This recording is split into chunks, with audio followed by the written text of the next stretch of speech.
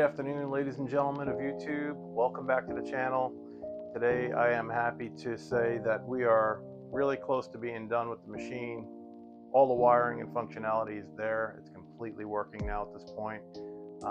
Last things I am deciding to do with this game is to go ahead and cut in a coin door, which is going to be a vintage Atari coin door that was period correct for the Centipede arcade machine. So with this build, as you can see, it looks like a classic Centipede arcade machine, which is something I decided I wanted to go with my build. And so it's going to be Centipede with a little bit of a twist. The side art is going to be slightly different in the sense that it's going to have the Centipede logo up at the top, which I think would have been perfectly great on the original machine too, but the side art on the original machine is a bit bigger as well. Spans the whole machine from top to bottom, or in my case, that's not going to be that way because of the fact that this cabinet is almost in every way the same shape as an original Centipede arcade machine, aside from the fact that these panels here are less deep. On the original machine, they came out to probably about 5 inches further forward. And the reason being was that the cabinet had to be deeper in that area to house a CRT monitor. In this case, we have an LCD display, and the machine is quite a bit wider than the original machine because of the fact that we've got a two-player control panel, a wider monitor. It's really made to be a multicade that's two-player friendly. So those are the differences between the original cabinet and the cabinet that I've built. And so, yeah, stay tuned to the channel to see my video. I found a Atari coin door on eBay, which is in a little bit of distress. It's an original coin door, and it's not completely there. The coin mechanisms are missing. There are some bits and pieces that I'm going to have to source for it to make it a fully functional coin door, which I may or may not do, depending on the kind of shape it's in when I get it. I should have it by tomorrow, so I'll assess the coin door and see which direction I'm going to go in with that. But certainly going to make it look really nice, and it's going to be applied to the bottom center of the machine right about here. This is where the coin door is going to be. It's going to have the 25-cent coin rejects that light up. And so I think that'll be a great final touch to this machine. And I'm going to be happy once it's finally complete. The only other additions I may add down the line, which are going to be plug and play, would be Sinden light guns. And quite possibly a driving setup, maybe a steering wheel and pedal that I can attach to the machine. So for the sake of using driving games and playing them properly, you really need to have a steering wheel and pedal for this to work functional properly for the driving games. So without further ado, I'm going to kind of just take you around the machine, show you the final product, do a little gameplay, make you see the interface and how Hyperspin works, and show you the inner workings of the cabinet on the back side and how the doors look applied and how easy they are to remove and install. So that's about it. We're going to get to the next frame. All right, as you can see, we're fully assembled now. The control panel is completely done. I got the four buttons I was waiting for. Coin and start buttons for both sides. Got a spinner, which is absolutely fantastic. That thing will literally spin for 24 hours if you just walk away from it and come back 24 hours later. It'll probably still be spinning. So fantastic. And let's see here. We got coin and start buttons on this side as well. 6-player buttons there. 2 joysticks, 4-way, 8-way joysticks, switchable from the top. Trackball. Got our administrative buttons here. That will exit you out of any game. That will pull up a genre mode for the interface so that you can search games by genre. That's your special pause menu. And that's your start button or play button. On your side, see, you have our flipper buttons. Those are wired in. Got the correct buttons in place there now. One for that side, and one for that side. Ah, so that's all done. Computer, as you can see, gimbal's not functioning properly. You can see the computer is right there. On the power strip, I've got some USB cables. So I've got various couple of different USB cables hooked up for charging stuff Got a USB-C and a lightning connector for my iPhone. And I've also got a micro USB kicking around that I use to charge this wireless keyboard that I use. You can see iPad's completely wired up.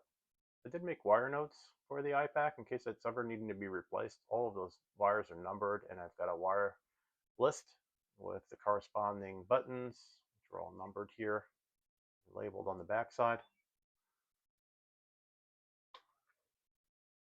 All right, take a spin around back. All right, so here we are around back side of the machine. We have a couple of thumb screws right here, here, and here. So there are two separate panels in the back, and these thumb screws allow you to quickly and easily access what's inside of the back of the machine.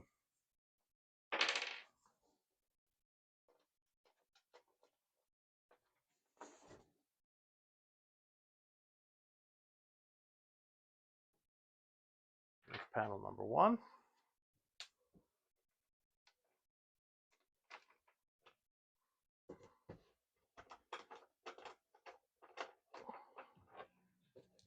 Panel number two. So here's the back side of the machine. As you can see here, there's the monitor. Got our little shelf in for the computer. Right back here. A little storage space, got my controllers in there. There's the power supply. Down on the bottom, we've got our subwoofer and amplifier. Okay, so turn the machine on. Basically come in here. Power switch right down here. See the marquee light up. See the monitor come to life, and then you can turn the computer on, which is right there.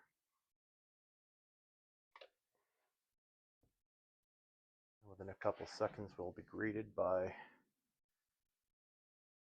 Multicade opening screen and followed by the Hyperspin intro video, which is pretty cool. I just changed it myself recently. It's pretty cool. I'm going to turn the lights off so we can get a better look.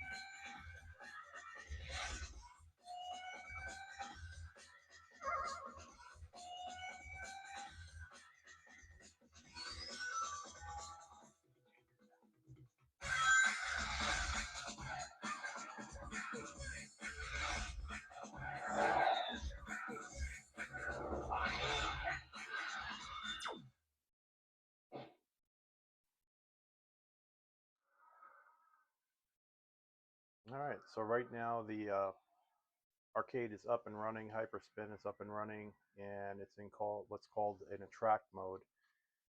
So in attract mode, it will randomize videos, it'll randomize systems, and it will kind of just randomize through the systems and then land on the system and then randomize a video for a particular game that's on that system.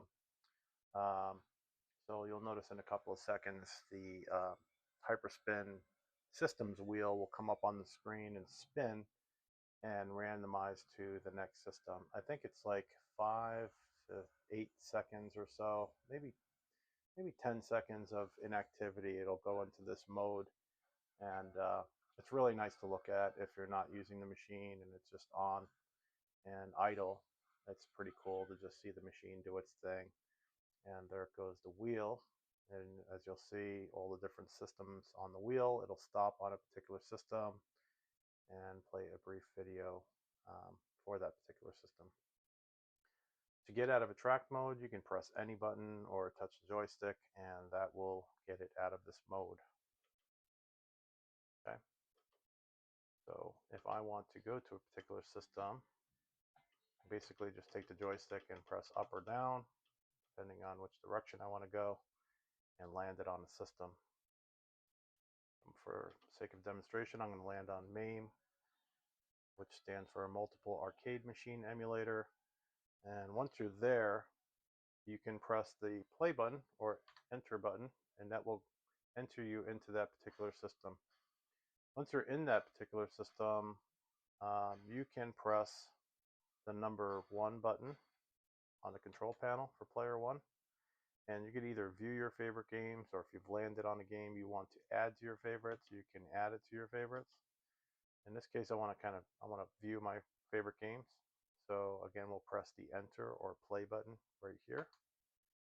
And then once we're here, we can scroll through the different games that are in my favorites. If I press and hold the joystick to the right, you'll notice that it brings up letters on the screen where you can actually go to a particular letter that the game starts with that you want to go to. If I land on C and press play, it'll bring me all the favorite games that are titled with C. In this case, I will land on Centipede, press play, and I'll load the game up. At this point, we're ready to play Centipede. And at this point, if I want to coin the game up, I would press the coin button, which is located right here, to add a credit. All of the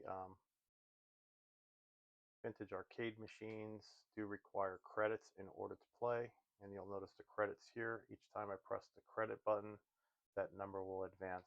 So the more credits I put in, the more games I can play. So once I've added my credits, I can press start, and that will start the gameplay. At which point I can use this trackball here and die really quickly. Okay. Flashback to 1981.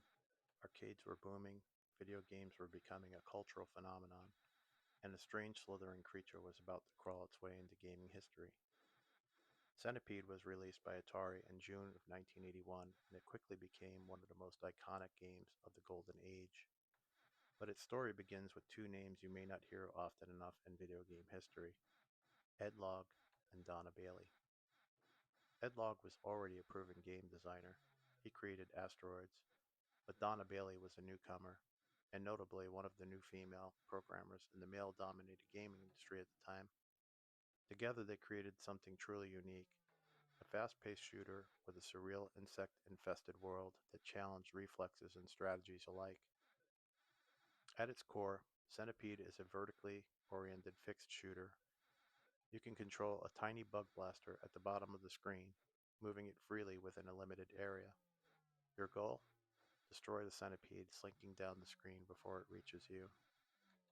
Each segment of the centipede breaks off into smaller parts when hit, transforming into mushrooms that clutter the battlefield. But that's not all.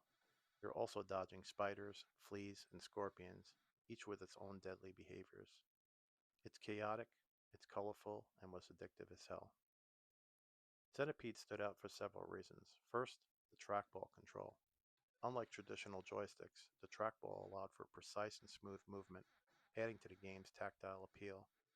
Secondly, its bright pastel colors and strange, almost psychedelic design gave it a look that was instantly recognizable in arcades, packed with darker, more mechanical-looking games. And third, Donna Bailey's influence helped shape the game into something more accessible, especially to a broader audience. In fact, Centipede became one of the first arcade games to attract large numbers of female players, which was rare at the time. Centipede was a huge commercial success, becoming one of Atari's best-selling arcade games. It spawned sequels like Millipede, as well as home console ports for systems like the Atari 2600, Atari 5200, and even more modern platforms decades later. It has inspired board games, mobile adaptations, and even discussions of a potential film adaptation. Yes, really. But more importantly, Centipede proved that game design could be innovative, inclusive, and wildly fun, paving the way for future generations of developers and players alike. Did you know that the spider in Centipede moves in a zigzag pattern? Not just for difficulty, because all early AI routines were so limited, the devs had to simulate randomness. Over 40 years later, Centipede remains a beloved classic, remembered not just for its gameplay, but for breaking boundaries in design, gender representation, and arcade culture. It's a reminder of what video games can be when creativity meets courage. If you enjoyed this trip down memory lane, don't forget to like, subscribe, and drop your favorite arcade memory in the comments.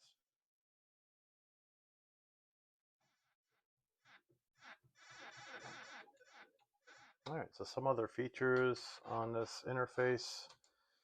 Um, Aside from the games, you have, let's see here, some of the other cool stuff is it's got a jukebox built into it.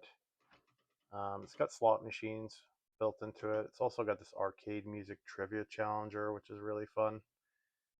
It does have Cody built in, so if you wanted to watch like movies and stuff with Cody, we have magazines as well, which is a really cool feature. If I enter into that, you'll see you get a bunch of different issues of Retro Gamer magazine. Land on one. You can actually load up a magazine into Retro Gamer magazine and flip through the pages of any particular retro gaming magazine. Exit out of that. Um, Arcade music trivia challenger is pretty fun as well. Let this load up really quick. I'll show you what this is all about.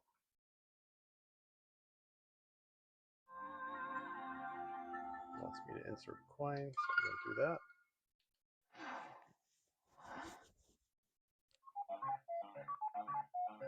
Well, we all know what game that is.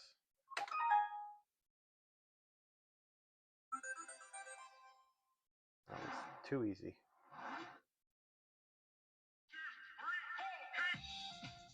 I don't think this game is going to be, I'm not sure, but I think it's going to be Battle Circuit.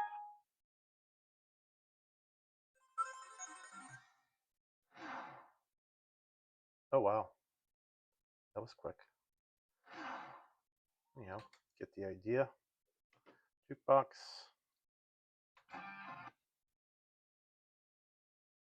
I won't be able to play any of these songs due to copyright infringement, but here's some of the titles that are in it. Use your mouse. Highlight a particular track that you want to play. Add it to the queue, and to add it to the queue, they'll end up down here. I'm going to mute audio amplifier so I don't get a copyright strike. But you'll notice when I select the track, press it, it shows up down here. If I select another track, it goes into the queue there. I've yet to add more music, but I do want to add more music to this. You've got to get your arrow left and right. You've got your cancel entry if you wanted to cancel one of the songs you added. You've got a select song feature, and then you could put in the numbers too if you want to, like an old school machine. And then you've got multiple pages. I press that button, it skips to the next page. So right now there's not a whole lot of music in it, but I do plan on adding some more. Here's another feature that I find to be quite amusing on this machine is that you have vintage commercials that you can play. I'm going to select that. And basically all you have to do here is land on the system and it'll give you a video of that, of the commercial, the original commercial for that system from back in the day. So all you got to do is take the wheel and land on a system like Atari 2600. You're a starship captain in an asteroid field. Bless the with your lasers of blood of your shield. As a missile commander defending your city. The most earth-shattering ding-dong. The most realistic joust. Home position at its best. Only the Atari just reinvented the video game with this, the Atari. Now you can bring the arcade experience home. Introducing ColecoVision, the most advanced video game system you can buy. It plays more games than any other system. Arcade games with multiple screens like Donkey Kong. Arcade games like Zaxxon with its three-dimensional look. Adventure with 15 different screens. I never found out why he chose me to share his secret. Perhaps because we had similar dreams. This was twice. This is the system chosen 2-to-1 over Atari and Intellivision for real arcade gameplay. Fantastic! Presenting the revolutionary Vectrex arcade system. Ordinary home video games can't match the laser-sharp visual effects of Vectrex. So thanks for joining me, guys. I hope you enjoyed the video. Stay tuned for further videos. We're just about there with this machine. It's fully functional now. We had our first game night. It was a big hit. And a company really enjoyed it. And for me, it's like a great dream come true. I've always wanted a full-size arcade machine. I've always wanted a centipede machine, and so kind of got the best of both worlds. And having it play something other than centipede is a definite plus. So stay tuned for future videos. Thanks for joining. If you liked the video, make sure and subscribe. Hit the notification bell so you can get updated when I put out a new video. Thank you guys for joining, and have a great day.